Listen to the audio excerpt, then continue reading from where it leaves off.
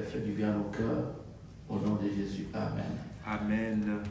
Nous lisons dans 1 Roi, chapitre 1er, le premier verset. Et ensuite, nous allons sauter quelques versets. Allons-y, lisons. Je vous dirai là où il faut sauter.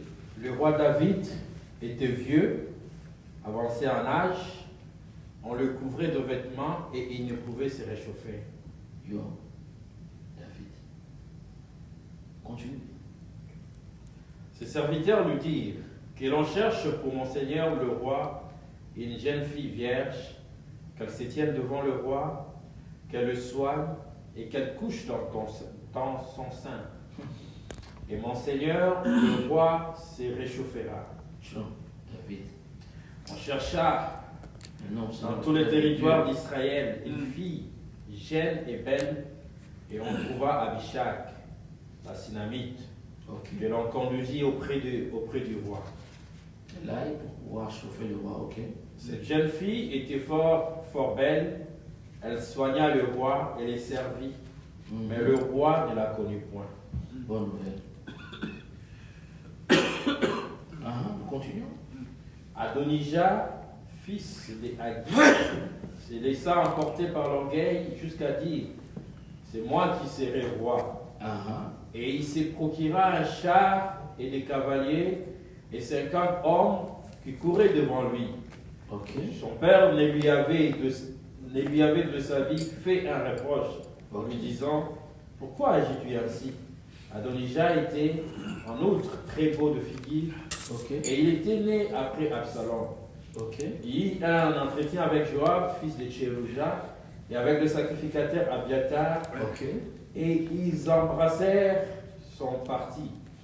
Mais le sacrificateur Sadok, Benaja, fils de Joajada, Nathan le prophète, Shimei, Réi, et les vaillants hommes de David ne furent point avec Adonijah. Ok.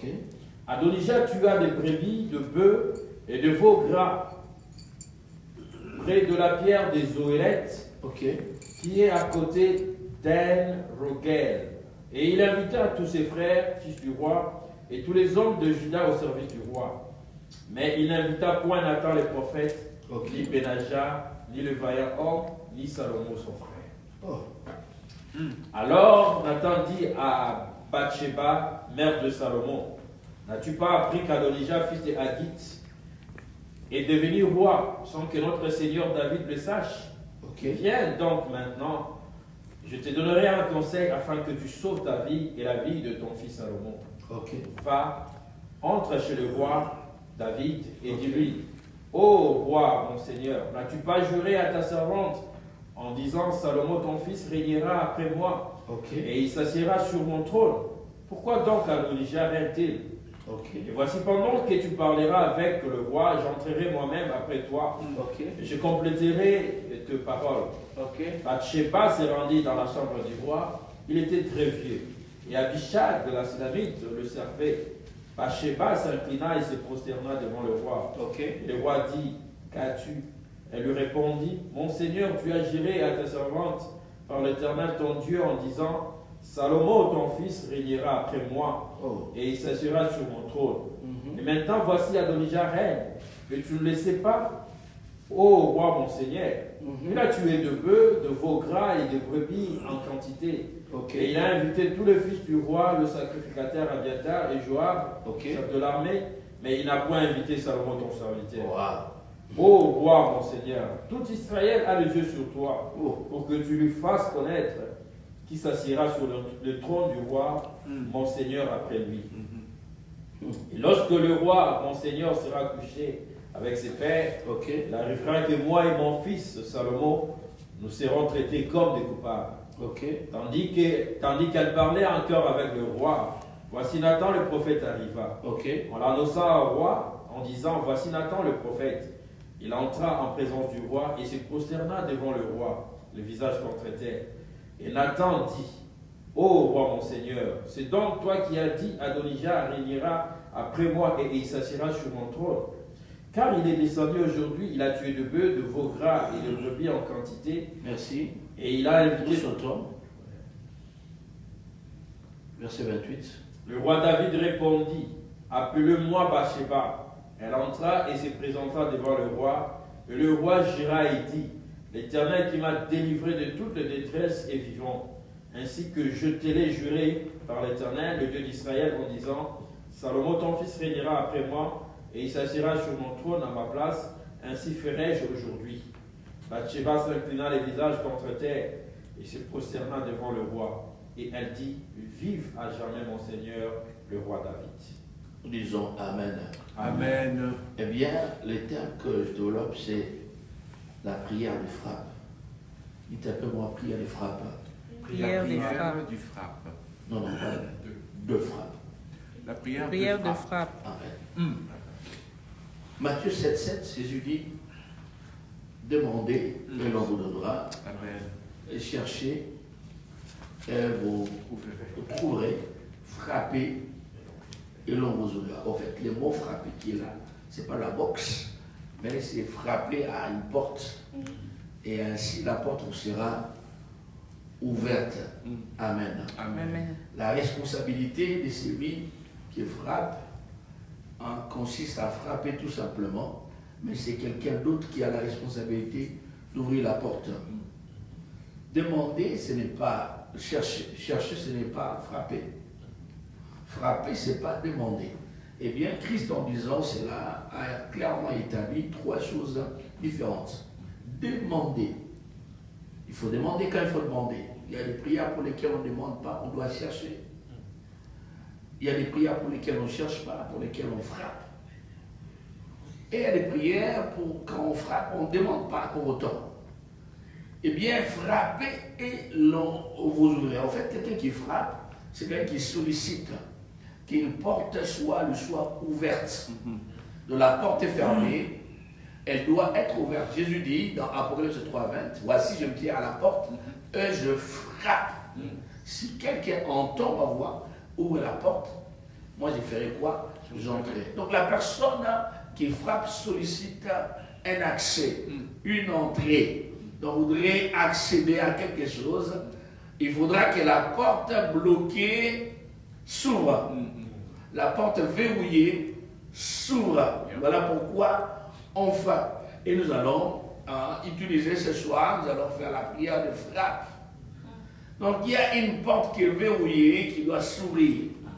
Une porte fermée doit s'ouvrir grâce à notre frappe par la prière. Dans ce texte que nous voyons, donc, il s'agit d'une femme qui s'appelle Bathsheba. Je rends l'histoire courte. Donc cette Bathsheba était épouse de David et il y avait un fils qui s'appelait Salomon. Et David, roi, avait fait la promesse à Bathsheba, disant que ton fils Salomon régnera après moi. Donc c'est lui qui deviendra roi. Une promesse a été faite. La promesse était claire. Ton fils à toi régnera.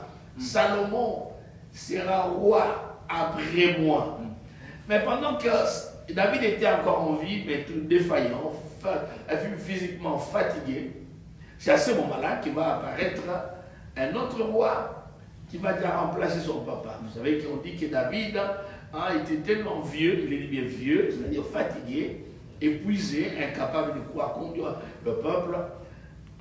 Et tout le monde attendait donc sa mort.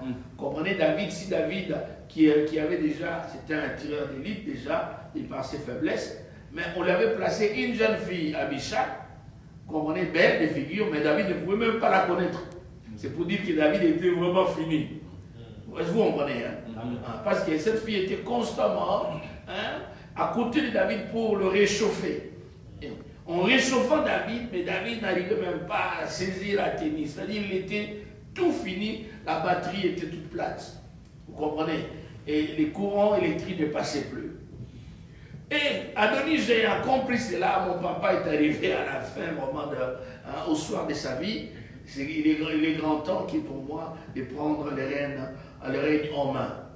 Il a organisé toute une manifestation, il a sacrifié des bêtes, d'organiser, il a pris, il y a un sacrificateur qui est allé à son compte, il y a également un chef militaire qui s'est placé de son côté. Eh bien, il a commencé faire du bruit avec une cinquantaine de personnes devant qui le proclamaient, qui disaient que c'était lui le roi, les successeurs du roi.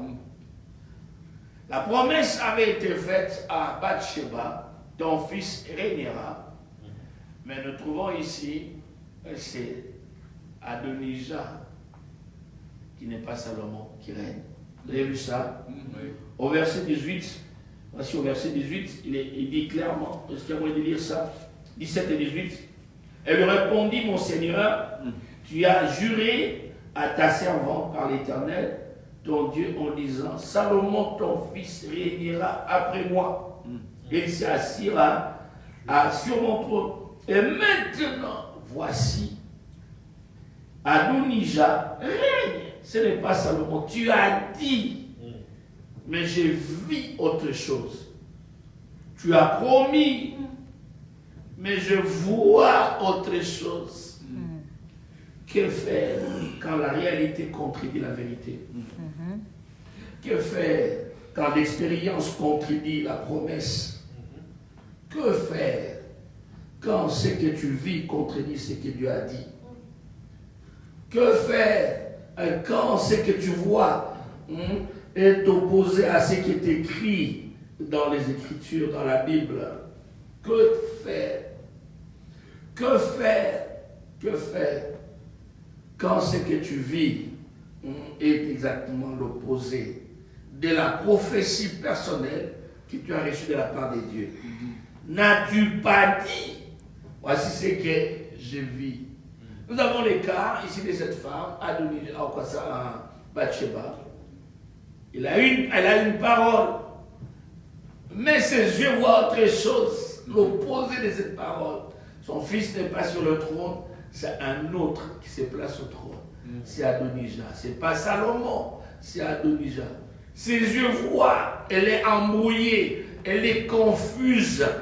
Elle dit, oh Dieu, est-ce que je rêve ou je rêve pas? Que faire lorsque tu as des promesses de bénédiction, tu vis la malédiction? Que faire lorsque Dieu t'a promis la restauration et que tu vis la destruction? Que faire lorsque Dieu t'a promis la guérison, la bonne santé? Tu vis une maladie, têtu. Est-ce que vous comprenez? Que faire lorsque tu as des promesses de mariage, mais tu vis un célibat honteux, un divorce humiliant? Que faire lorsque Dieu t'a promis la liberté, la libération et tu vis la captivité? Que faire? L'élévation ne vient pas, tu vis l'humiliation. Que faire? Que faire? Que faire? Devant, c'est le cas de cette femme. Qu'est-ce que cette femme a fait dans sa situation? Et ce qu'il faut faire, je rendrai mon exhortation courte. Que faire? C'est là où on ne fait pas n'importe quel type de prière. On fait ce qu'on appelle la prière de frappe. Donc, il y a un accès auquel j'ai droit, mais cet accès m'est interdit, m'est privé.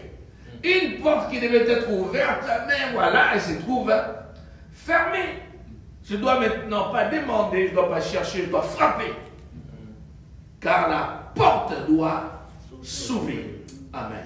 Amen. Je disais, ta porte doit s'ouvrir. Amen. Une porte doit s'ouvrir. Amen. La porte de la démonstration de puissance doit s'ouvrir. Amen. La porte des miracles doit s'ouvrir. Amen. La porte de la bénédiction tangible.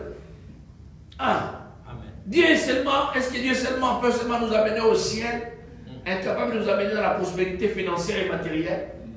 Ça doit être l'avantage ou bien, comment on dit,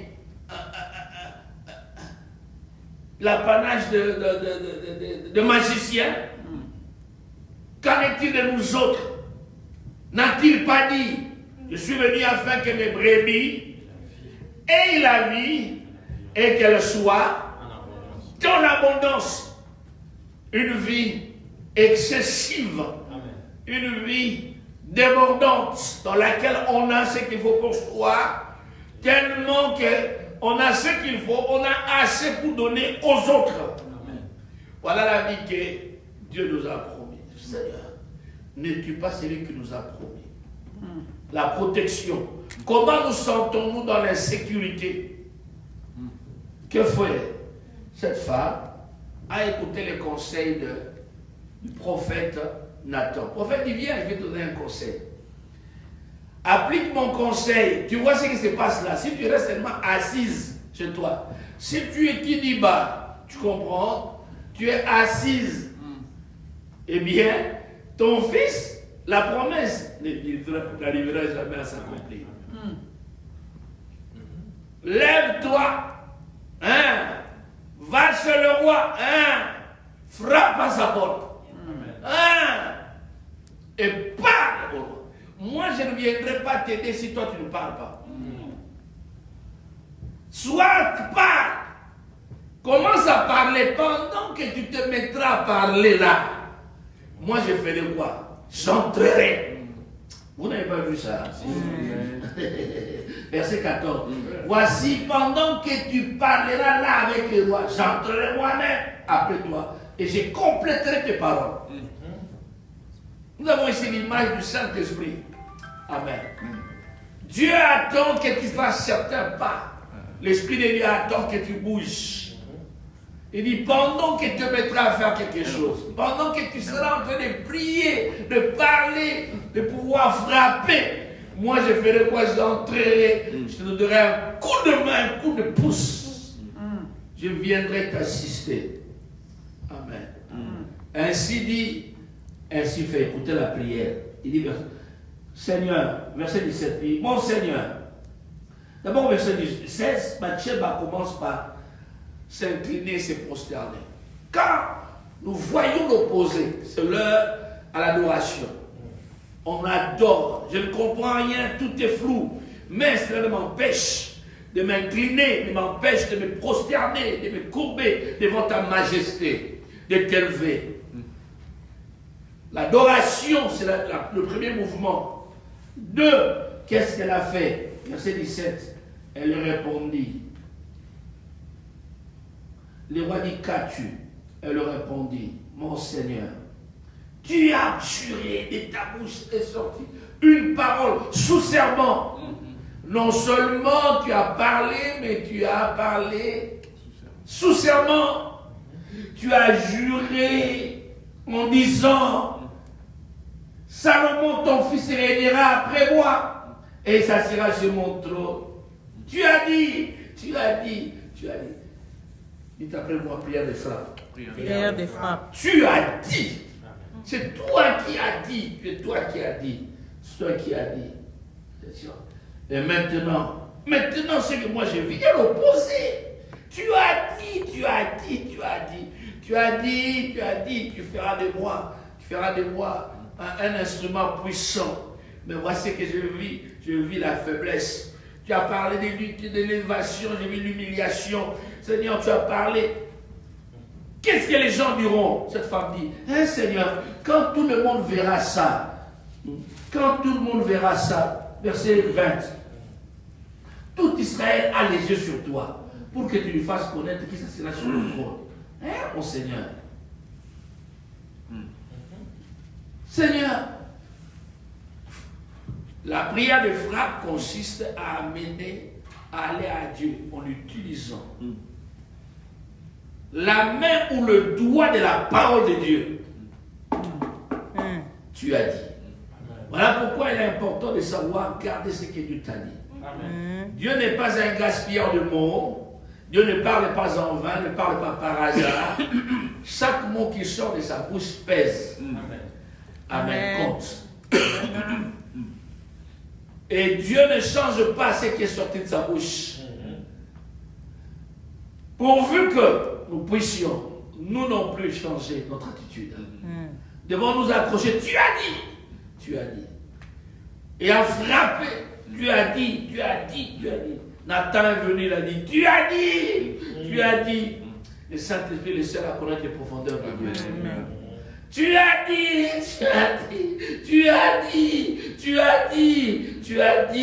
Oui, tu as dit.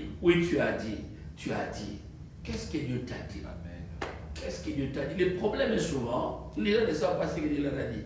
Tu vois? Et qu'est-ce que Dieu t'a dit, hein? That's it. Dieu n'est pas là pour faire ce que toi tu veux qu'il fasse. Comme le disait tout à l'heure la prophétesse.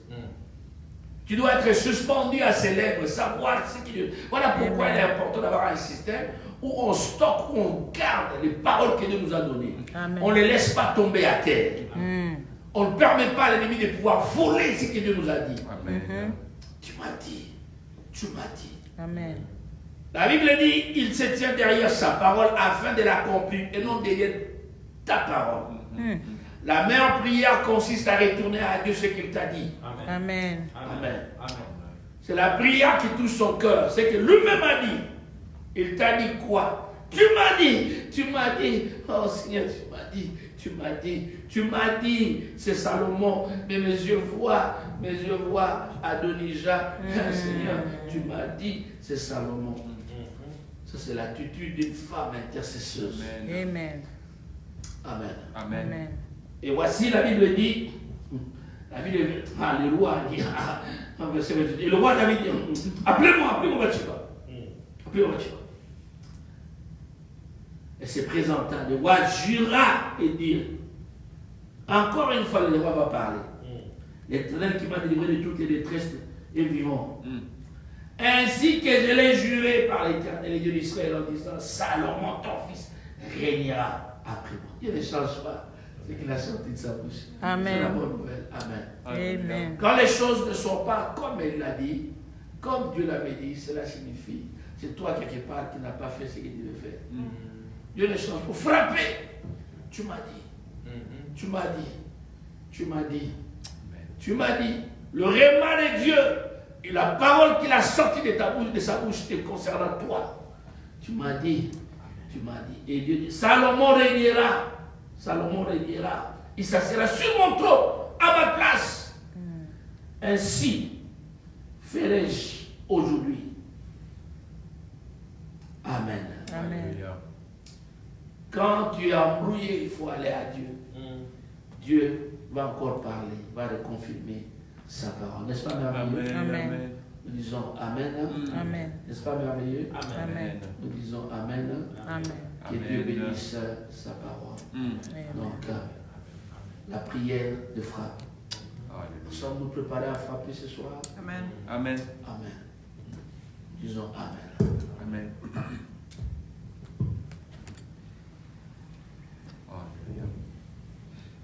Je crois que nous allons être en direct avec notre groupe.